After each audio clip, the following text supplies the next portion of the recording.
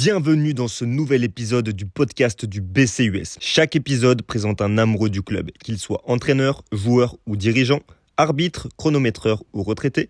Ils nous racontent leur parcours et nous transmettent leur passion pour le basket. C'est une vraie discussion avec des amoureux de la balle orange. Aujourd'hui, on se retrouve avec 4 basketteurs, amateurs, amis, voire frères dans la vie. Ils partagent cette passion commune pour le basket. Leur autre point commun, ils sont tous de la génération 1994. Ils nous parlent de leur saison passée, des anecdotes plus croustillantes les unes que les autres, de ce qu'est le club pour eux. Cet épisode se découpe en 3 parties. Aujourd'hui, on vous présente la génération 94. Leur début dans le basket, leur vision des choses, leur retrouvailles sous le même maillot. Venez découvrir la génération 94. On tient à s'excuser d'avance pour la qualité du son. On a eu un petit souci le jour de l'enregistrement. On vous souhaite quand même une très bonne écoute et un très bon podcast. Salut à tous, ravi de vous avoir aujourd'hui pour le nouveau podcast cette fois. Alors les 2 premiers on les a fait individuels avec Paulin et Laurent. Aujourd'hui je vous reçois tous les 4, génération 94, la bande de potes. On va commencer un peu par présenter, on va commencer par le plus grand. Breteau de Léonard, 2e du nom. Bon, salut à tous, toujours un plaisir de revoir vos petites gueules. Merci pour l'invitation et je vais laisser le tour à mon collègue de gauche, Mr. Boy. Merci à pour l'accueil. Je m'appelle Antoine Bois, mais on m'appelle Boy. Et je suis très heureux d'être là ce soir et de participer à ce podcast. Je suis sûr va être fabuleux. Merci pour l'accueil chez moi. Antoine Pierroux, tout le monde m'appelle Pétard. Et merci pour l'invitation du podcast. J'espère qu'on va passer un bon moment. Robin Godefroy, sous le nom de Bobon. Et merci Martial pour cette invitation. Mais en tout cas, merci à vous d'avoir accepté de participer. Moi, ça avec un grand plaisir. Pour information, qu'on le dise tout de suite. Pétard, c'est mon frère. Voilà. Pour ça qu'on a un petit lien de famille, quoi. Et du coup, ils se connaissent depuis tout petit, et c'est pour ça que c'était cool de le faire. Et il faut aussi savoir que cette année, on va tous jouer ensemble. Et c'était aussi l'occasion de faire revivre cette génération 94 qui a marqué l'histoire du club pour certains. Donc voilà, on va revenir, c'est un peu le premier thème du podcast. Sur le podcast d'avant, vous connaissez, hein, c'était avec Laurent. Quel lien vous avez, vous, avec Laurent Roulier, pour ceux qui ont pas écouté? Alors moi personnellement, c'est vrai que je suis parti un peu plus tôt du club que le reste de la bande. Après Laurent, c'était vraiment mon premier véritable coach. Au début, forcément, en tant que mini poussin, on fait plus les plateaux. Enfin voilà, c'est plus la récréation, on va dire. D'ailleurs, moi je me souviens toujours aussi quand on m'avait présenté Laurent, c'était, je crois que c'était un tournoi Panazol à l'époque où il se faisait derrière la mairie. Donc j'étais avec mon confrère Lucas Verbainen, qui était un sacré lustique, sacré énergumène. Et ça a commencé comme ça. Et c'est vrai que je pense que Laurent tout de même nous a beaucoup aidé et a eu bien la tête sur les épaules, parce que moi on va dire j'étais un petit peu le second de Lucas Verbainen dans tous ses exploits. Très bon joueur, mais très caractériel. Et du coup c'était la découverte et la rencontre de Laurent. Après, si je peux parler un peu plus, bien sûr. On est là pour ça. Ok. Après, Laurent, moi même quand je suis parti de Saint-Léo, donc bien sûr, après il nous a coaché aussi au niveau des fur et à mesure des années, des jeunes années basket. Donc principalement les plus gros souvenirs que j'ai, c'était sur la dernière année Poussin et les 2 premières années Benjamin, où là il y a Pétard il y avait Louis qui nous a rejoint, il me semble, sur la dernière année, Louis Diaz, qui nous a rejoint sur la deuxième année mini Poussin, peut-être première année Poussin si je dis pas de bêtises. Ensuite il y a Pétard, donc qui est arrivé à son tour. Et après Boy et Bobon, eux ils sont arrivés peut-être avec 2 ans de décalage, en Benjamin, ouais. Ils sont arrivés. Moi je crois que j'ai fait juste une saison avec vous juste avant de partir, tout juste une saison. Après ce qui était déjà bien énorme, hein, on avait toujours un peu Donc c'était quoi le gros derby? C'était soit contre Landouge, soit contre Aix-sur-Vienne avec Enzo, c'était Enzo Chaume, que je salue de loin. Mais non, c'était... On en parlera après de tout ce qui Bien est sûr. l'époque, joueurs. Ok, pas de soucis. Mais je sais pas que je le coupe, mais c'est très intéressant. Mais on a d'autres sujets après et on reviendra là-dessus, notamment sur cette génération qui était plutôt intéressante au niveau basket. Et je pense notamment au niveau de Laurent, toujours. Vous avez un peu une vision différente parce que toi, Léo, tu l'as pas re-eu. Et moi, ce que je disais en fait, c'est que même indirectement, là où j'allais en venir, c'est que même indirectement par rapport aux sélections, les tournois liés à la sélection, Laurent il me suivait toujours à distance et même je l'avais croisé quelques fois Cops, ce qui m'a fait beaucoup, ce qui me donnait un peu plus d'élan de motivation, même pendant les stages avec Alan Brun qui était assez chargé, on va dire. Et du coup, même indirectement, alors que j'avais déjà entre guillemets quitté le club, il restait toujours présent. Et ça c'était vraiment touchant et plaisant. Il a dit, on l'a ressenti dans son podcast, Laurent c'est vraiment un amoureux du club et des joueurs du club. Tout à fait. Et du coup, vous avez un peu une relation différente là-dessus parce que du coup, il vous a, on va dire, entraîné l'année dernière, même si c'était plus un peu loisir, on va dire, que des vrais entraînements. Après, pour ma part, je crois que Laurent, on l'a connu plus tard que vous. Ouais. Parce que moi, je crois, à mes débuts de basket, je crois que c'était ton loulou qui nous coachait. Non, t'es Laurent. C'est Laurent Benjamin. Benjamin, Ok, c'est donc là, je Benjamin. dois, mais j'ai pas les souvenirs très lointains et Ça fera j'ai plaisir. pas de souvenirs. C'est vrai que. Laurent, c'était notre premier coach de Poussin à Benjamin. Ah, c'était Vraiment, c'est ça. Et après. Et ça se passait très bien en Poussin. Du coup, Louis, on était avec Louis, Léo et il y avait Lucas. Je vais juste faire un point du coup, parce que je pense qu'on sera amené à parler de Louis quelques fois. Louis c'est un peu la cinquième roue du carreau, pas le cinquième acolyte on va dire, c'est Joueur de la génération. Thibaut Baïfa, tout à fait. qui est à Paris et un peu lié fort maintenant je crois. Mais il est pas là aujourd'hui, mais ça aurait été avec plaisir qu'il soit là. Mais, Le puissant. Mais voilà, Louis c'est le cinquième de la bande de 4. La bande de 5 du coup, mais voilà. Comme ça c'est dit et on peut enchaîner là-dessus. Du coup, ça se passait très bien à l'époque en Poussin avec Laurent. Et nous, on avait un bon groupe d'amis. Et ça, je pense que ça a motivé Bobon et Boy à nous rejoindre. Ouais, tout à fait. Et quelque part, Laurent a joué là-dedans parce que ça se passait bien. Du coup, ça a motivé tout le monde à revenir au basket. Et quelque part, c'est aussi pour ça qu'on joue tous au basket aujourd'hui. Parce que ça s'est bien passé à l'époque. Vas-y. Et après, ce qu'il faut dire aussi, c'est que Antoine et moi, Boy et moi, on est arrivés l'année où Léonard est parti. Parce que j'ai pas le souvenir d'avoir joué avec Léo. C'était joué avec Léo aussi. T'as fait vraiment aucun souvenir. Non, mais une grosse saison. Aucun souvenir. Alors, qu'on rassure tous ceux qui écoutent ou qui regardent, on a bu très peu d'alcool. Ah, mais c'est vrai que j'ai aucun souvenir de ma première année de. C'est en Benjamin deuxième année où tu jouais avec nous. En tout cas, Boy était là. Ouais. Je pense que tu étais Ah, là c'est aussi. sur Lyon, non? On se reviendra toujours de ce match. Non, pardon, c'est pas. Ok. Je vous fais confiance les gars. Mais ouais, C'est vrai que je j'ai un- En tout cas, on voit que, vous avez, Robin plus ou moins, mais vous avez tous des souvenirs de Laurent et c'est cool parce que je pense que ça lui fera très plaisir en plus de vous entendre, d'autant plus si tu dis que c'est grâce à lui, peut-être pas directement ou Et Laurent, on peut équiper aussi. Ah, exactement. Et Laurent, oui, c'est vrai, oui. Ah, c'était mon premier match senior, c'est Laurent qui me convoque quand je suis en cadet. Après, je me retrouve à jouer avec lui l'année dernière. Alors, il y a un truc du début à la fin avec Et Laurent. alors, on n'a pas parlé, Laurent en tant que joueur l'année dernière. Eh ben, il est très bon en tant que joueur, mais en tant que coach-joueur, il faut qu'il soit plus que coach que joueur. Parce que des fois, ça peut partir.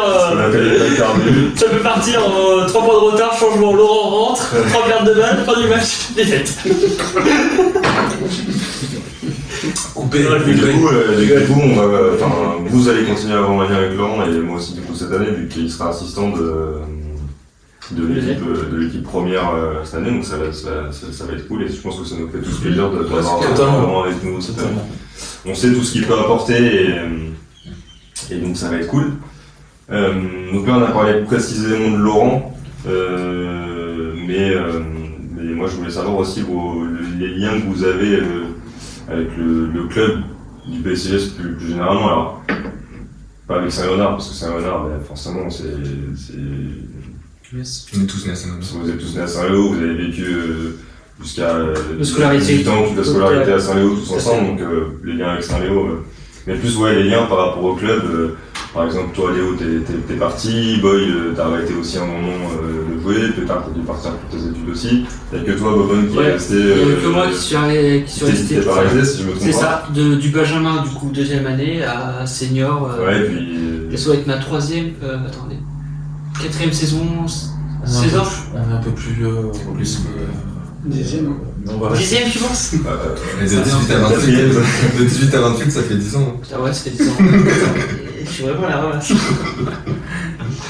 Non, c'est bien. Du coup, Ouais, c'est. C'est bien que tu restes jeune. Quel lien vous avez et comment vous voyez le club aujourd'hui ou comment vous l'avez vu quand vous étiez jeune? Est-ce que la vision du club a changé ou... Bon. Dis Boy, je vois que t'as envie de parler. Ouais, il faudrait des conneries comme ça. Non, le club, c'est avant tout un berceau d'espérance. Et non, ça a surtout changé. Pardon, ouais, t'es bien lancé là. Je vais mettre ça dans la catégorie humour, le podcast. Le club, il a beaucoup changé, parce que déjà, ses présidents ont changé, son staff a changé un peu. Et même s'il y a toujours les Pirou qui sont là depuis le début, et qui tiennent la baraque, faut le dire. Et je pense que c'est... Je veux pas m'avancer, parce que comme tu le dis, il y a une période où j'ai quitté le club, mais j'ai toujours suivi un petit peu la manière dont Laurent a suivi Léonard dans sa carrière semi-pro. C'est dingue l'investissement des bénévoles qu'il y a eu dans ce club, et tu parlais d'amour tout à l'heure du club, d'amour du basket, d'amour des joueurs. C'est quelque chose qui transcende un petit peu la populace, si je puis dire, et qui nous unit dans des moments qui resteront gravés, et on en parlera plus tard dans le podcast, c'est sûr. Après, moi, ce que je peux rajouter, c'est comme je suis arrivé de Benjamin à senior, j'ai pu voir trois générations de présidents. Donc, au début, il y avait Jackie, où j'ai de vagues souvenirs parce que j'étais là quand j'étais jeune. Et après, ça a été pris, la relève a été prise par Patrice, qui a fait un excellent boulot, et franchement, je tiens à le dire. Un travail monstre, ouais. Ah ouais, il a fait un travail monstre, notamment avec la génération 92. Ouais, c'est tout ça. à fait. Les différents succès compétitifs, etc. Et là, passer sur une nouvelle ère, Mogard, Nicolas Mogard, est-ce que ça va poursuivre dans la succès? À voir, je suis curieux. Mais ouais, durant ces temps d'années, donc ça, je crois que ça va faire quasiment peut-être maintenant 14 ans, 15 ans que je fais du basket à Saint-Léo. Et 3 générations, et moi je tiens quand même à féliciter Patrice Beck pour son travail. Parce que. Jackie aussi avant, je pense. Jackie aussi, ouais, mais après j'ai pas de bons souvenirs. J'ai pas des. Parce qu'en plus, Jackie est toujours investi. Ouais, tout à fait, ouais. C'est vraiment une œuvre qui est construite avec, comme disait Boy tout à l'heure, des bénévoles qui s'investissent vraiment à fond. Et Patrice est d'autant plus investi. Ouais, et donc du coup, je trouve que le club il est soudé, et puis il y a cette notion de famille, j'ai l'impression. Tout à fait, ouais. Avec Ouais, Laurent, avec Nico, Rabou, avec les Pierrou. Franchement, voilà. Ça va dire. Même la génération 92. Ouais, la génération 92, bien sûr, tout à fait. La génération 92, je plein avec toi. Je viens, c'est Chaz. Ouais. C'est longtemps. Ils sont restés très longtemps. Ouais. Ils sont partis que cette année, on a fait ça. Tout à fait, voilà. Tout à fait, voilà. Puis à l'époque, il y avait aussi, souvenez-vous, il y avait le grand Denis. Ouais, non, mais il y avait. Et le Tibbs. C'était un bon. Ah ouais, C'était un club, mais ouais, c'est un point de rassemblement aussi, hein, parce qu'on faisait aussi, enfin, même moi, enfin, on faisait pas mal aussi de. Bon, là, je vais bifurquer aussi sur la première année cadet, mais même avant, je faisais quelques entraînements en corrélation avec la génération 92. C'était énorme, ouais, c'était énorme. Ouais, parce que toi, Léo, contrairement aux autres, à part non, Peter, c'est vrai que t'as joué à Angoulême. Mais toi, Léo, c'est un peu différent parce que t'es parti quand t'étais jeune pour jouer à plus haut niveau. Ouais, tout à fait. Et voilà, donc t'es parti plus jeune. Et t'es revenu il y a 3 ans, avant le Covid. Et bien, alors, ce que j'ai fait, c'est je suis parti en première année minime, direction Fétia. Après, j'ai fait tout de même un petit arrêt stratégique à Saint-Léo, en première année cadet. Ouais. Donc, de nouveau relancé avec, comme au début, comme au commencement, on va dire, avec Pétard et Louis. Donc, pour nous, notre toute première année cadet. Et donc, avec forcément les 2 ans d'écart, la génération 92. Ce qui a fait encore plus créer toute cette osmose autour et même à l'intérieur du club. Et ça, c'était vraiment une sacrée année. Non, franchement, c'était vraiment plaisant. C'était le mec coaché par David Blanc. Ouais, c'est ça, tout à fait. Parce que là, en plus, c'est la génération 94, mais il faut savoir que la génération 94 et la génération 92 c'est s'entendent ouais. très bien et Ouais, ils sont pas tranquilles. Tout à fait, on va pas s'attarder sur le sujet, mais oui, tout à fait. Non, mais c'est sûr. Et après, oui, effectivement, je suis revenu donc là, spécifiquement pour l'année senior, il y a 3 ans à Saint-Léo.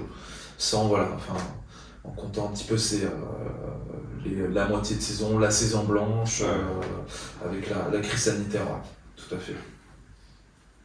Et toi, Pétard, ton lien Attachement à Saint-Léo, Saint-Léo, déjà au-delà de tout ce qu'on a dit, chez moi c'est en plus familial. Parce que je commence le basket, t'arrives après, il y a Émilie qui arrive, mon père qui est coach, même maman qui était la mère qui est trésorière à un moment, Émilie qui a été vice-présidente à un moment, toi qui fait quasiment tout. Il fait 150 000 choses au club, donc voilà, c'est vraiment familial le club pour moi, en plus d'avoir plein de potes dans le club, c'est vraiment un truc familial qui est familial. Tout simplement. Et puis au final, après, c'est vrai que vous êtes potes en dehors, mais ça aussi, je pense que ça vous a sûrement aidé à créer ce lien familial, parce que vous avez des fois un lien familial, je pense. Et je pense que ça a forcément aidé aussi un peu à créer ce lien en plus d'avoir le basket comme point commun, comme passion commune, je pense, même si la passion est différente, si vous avez la passion à différents niveaux du sport. Mais du coup, c'est agréable d'entendre du bien du club et de voir que vous pensez tous la même chose sur cet aspect famille, sur cet aspect lien, parce que c'est ce qu'on essaie aussi de... Et même les nouveaux joueurs qui arrivent l'année dernière en excellence, ils disent tous que l'ambiance du club, tous. C'est vrai. Mais c'est vrai. Des nouveaux joueurs qui viennent de nulle part, ils disent tous la même chose. Oui, ils comparent par rapport aux différents clubs, différentes, on va dire, philosophies du club dans lesquelles ils ont baigné. C'est vrai que même moi, j'en ai fait pas mal, certes toujours dans le département, dans le secteur, mais c'est vrai que Saint-Léo, franchement, à ce niveau-là, ils ont pas du tout abaissé la tête, au contraire, c'est toujours dans une atmosphère à la fois bon vivant, amical et vraiment familial. Et il y a aussi, parce qu'on parle du côté, il y a aussi le côté sportif, mais ouais, non, mais tout à fait, tout en restant quand même. Tout en restant compétitif, ouais. On a été en prénat là. Ce qui est quand même énorme. Sachant qu'avant, le club avait déjà été en prénat, il y a d'autres générations aussi qui avant, et on a toujours cette continuité de niveau sportif, surtout chez les seniors, chez les jeunes, c'est toujours un peu plus compliqué, mais c'est vrai que chez les seniors, on a toujours oui, là, cette année, ça devrait normalement être une saison plutôt intéressante. Avec le retour de Boyd notamment. Qu'est-ce qui t'a poussé à revenir cette année? Alors, pas avant. En fait, comme tu le disais, je parle un petit peu de mon parcours si c'est l'occasion. Tout à fait. C'est là où je voulais un peu.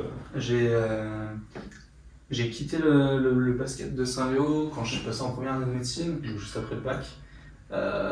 J'ai quitté au moins les matchs parce que j'avais beaucoup de choses à faire, tout le travail, tout ça. Et après, une fois que j'étais en école de kiné, donc je suis revenu au club.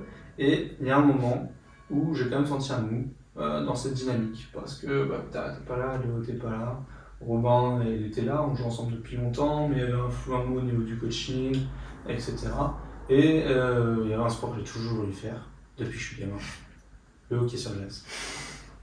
Alors j'ai essayé le hockey sur glace pendant 2 ans avec le Covid, donc un peu moins. Et cette année, Je sais pas exactement comment ça s'est créé. Je pense que c'est aussi la destruction de l'équipe 1, clairement, qui fait que Léo a pu potentiellement jouer avec nous, qui m'a donné envie de revenir. C'est encore une fois ce groupe de potes, en fait, comme quand on était en 5e au collège Bernard Palissy, et que j'ai arrêté le judo pour rejoindre mes amis. Aujourd'hui, j'arrête le hockey pour rejoindre mes amis. Est-ce qu'on peut faire un big up au collège Bernard Palissy du coup? Tout à fait, gros big up. C'est l'équipe de hockey. Et Les sangliers. Les tonneaux de feu. du coup, je dis, l'équipe 1, c'est n'est pas reparti en prénat comme l'année dernière. Et du coup, Léo, toi qui as un niveau, clairement, tu as un niveau prénat, et là tu vas te retrouver à jouer en D1, qu'est-ce qui t'a toi poussé à rester justement à Saint-Léo au lieu d'aller dans un autre club pour jouer à ton niveau, en quelque sorte? Ouais, je pense que la réponse va être toujours étroitement liée avec tout ce qu'on expose depuis le début, mais ouais, mes potes, vraiment mes amis d'enfance avant tout, parce que même toi, Martial, hein, bien évidemment content, c'est dans le sens où ça va faire un bon moment qu'on ne s'est pas tous retrouvés avec le même maillot, dans la même team, jouer pour le même match, voilà, défendre les couleurs. Ça, je trouve ça énorme.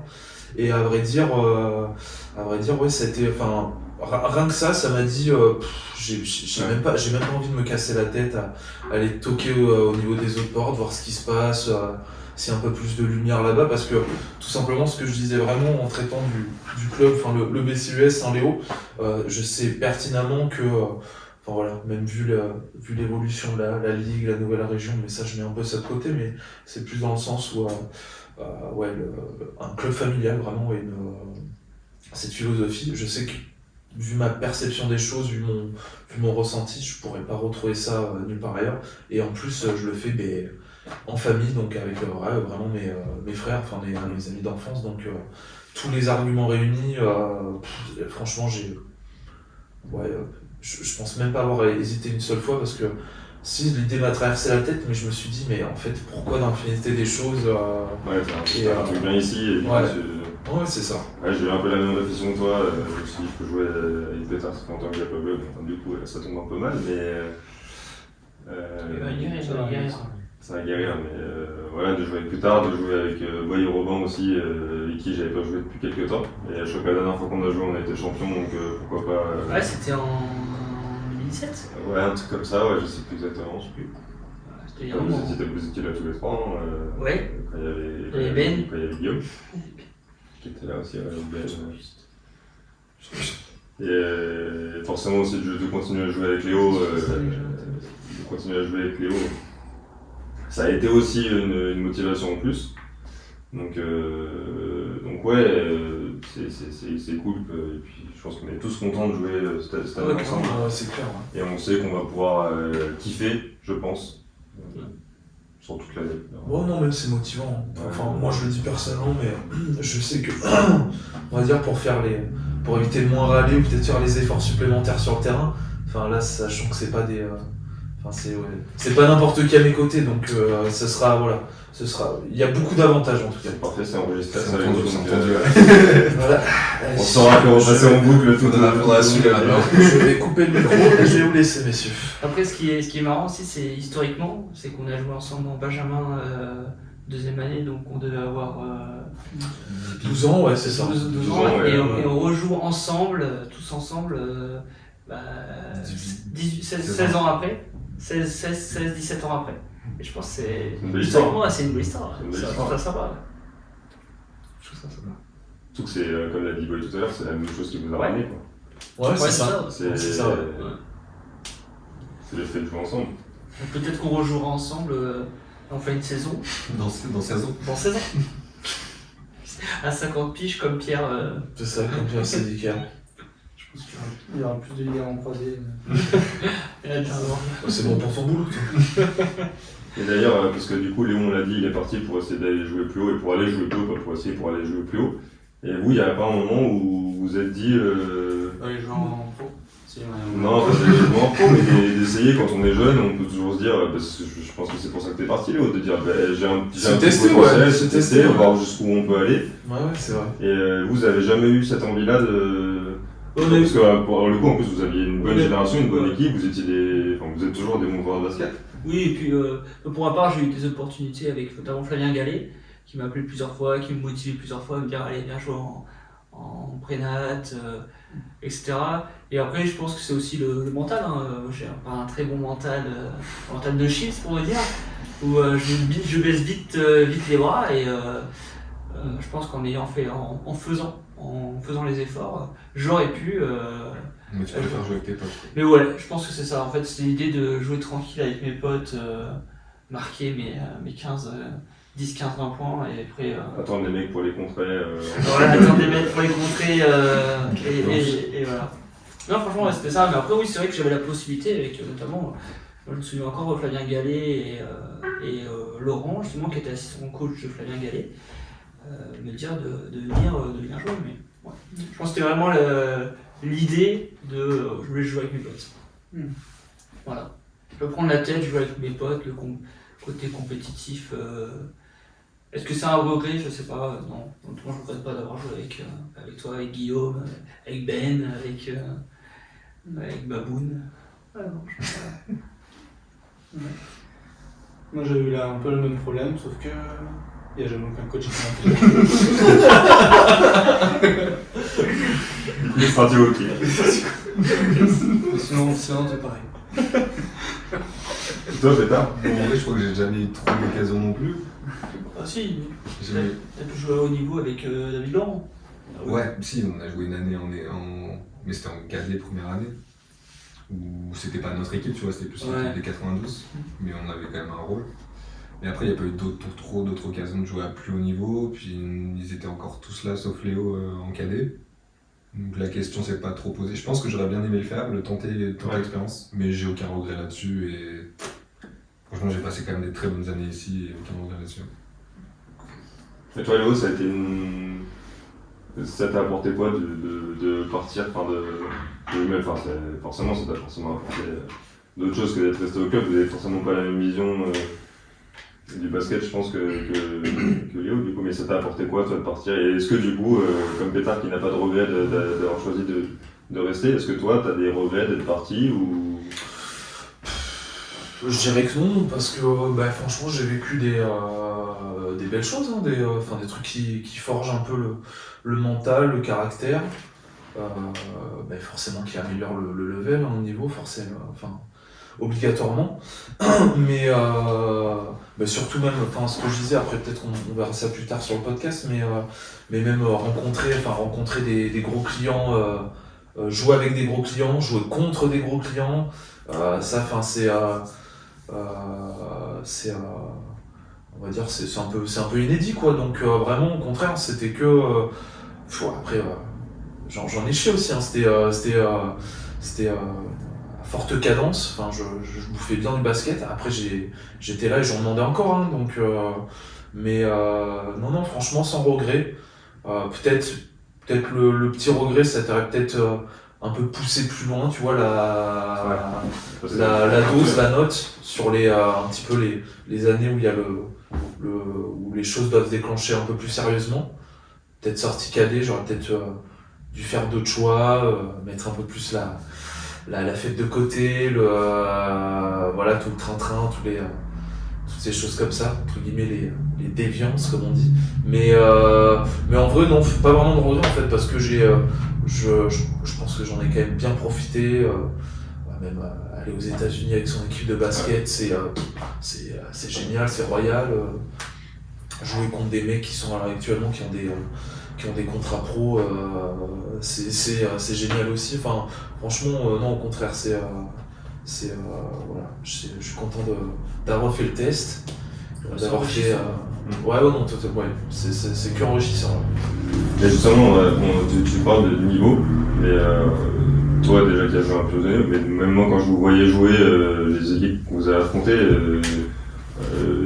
des matchs contre Aix où c'était serré à chaque fois, où ça s'est joué sur pas grand chose, Je me souviens aussi des confrontations contre Beaune où à chaque fois c'était des beaux matchs et c'était cool à voir. La génération 94 pour le coup, c'est une bonne génération. Enfin, j'estime que c'est une bonne génération au niveau Pas le basket. contraire. Et qu'il y avait ça, c'est un bon coup. Vous avez des souvenirs, vous, de joueurs qui vous ont marqué, ou alors des espèces de rivalités qu'il y a eu? Bah, clairement, il y a eu la période Enzo avec Sauf-sur-Vienne, où le mec il était 1 contre 10 quoi. Enfin, L'homme à battre. le mec était trop fort. Après, plus tard, moi j'ai eu la chance de jouer, de défendre quelques minutes contre Martinez. Et ouais, c'est quelque chose quoi. Donc, ouais, franchement, il y a des éléments comme ça. Même la finale, alors je sais pas si c'était là, Pétard, finale contre Olive. À Beaune-les-Mines, où il nous bat, C'est moi qui ai coaché d'ailleurs. ouais, il doit marquer 30 points, en fait il sautait partout, il courait partout. Là, Il a fait un match, c'est- et en fait, il y a un Il vient à Saint-Loup. Saint-Loup juste Et après. l'année d'après, exactement, l'année d'après il vient à Saint-Loup. Ouais, il y a des matchs comme ça, il y a des joueurs comme ça qui marquent les esprits. Mon jeune, pas trop, bah ouais, Enzo c'était vraiment le mec beaucoup plus fort que tout le monde gamin. Après, quand on a joué plus tard, on était plus en départ, région, on n'avait pas de les gros joueurs, ils étaient en nation. Ouais, mais il y avait des bons joueurs aussi. Par exemple, vous avez joué contre Olivier. Quand vous étiez jeune, vous avez joué contre Olivier. Non, Olivier était déjà fort. Olivier, ça reste c'est un bon joueur. T'as toujours des mecs comme ça qui sortent un peu du lot, qui restent à jouer en départ. Ouais, Olivier était déjà fort. C'était pas le joueur non plus qui dominait les matchs. Il était discret, jeune. Il était plus discret, Ouais, jeune. il était plus discret. Ça c'est clair, ouais. J'ai fait une année, moi, avec Olivier en Mine France à Fétien. Ouais. Et alors, Ben non, mais je peux pas. Enfin, c'est marrant parce que de voir l'évolution, la progression, mais jamais moi à l'époque quand j'étais avec lui, jamais je me serais dit le mec, il serait aussi solide. quand il est revenu à Saint-Lô, la ouais. dernière fois que je l'avais vu, c'était en cadet à Beaune. Ouais, tu prends une claque, hein. Mais c'est tant mieux, hein. Tant mieux, c'est génial. Hein. C'est génial. Ouais, il a explosé en senior. Ouais.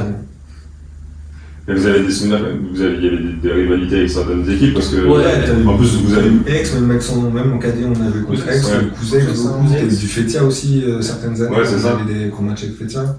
L'année minime, on était quoi? Il y avait Ezrac là, vous vous souvenez, il y avait une équipe d'Ezrac qui était jeune. Une grosse équipe. Qui était T'as eu Saint-Pantaléon. Saint-Pantaléon, voilà, c'était Saint-Pantaléon. C'était pas Ezrac, c'était Saint-Pantaléon.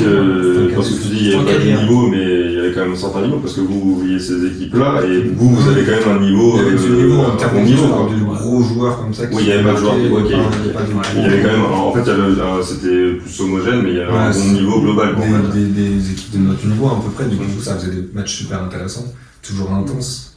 Et même il y a des joueurs, on s'entendait bien avec les joueurs en face, on était content de jouer contre ces gars-là quoi. Merde, pardon.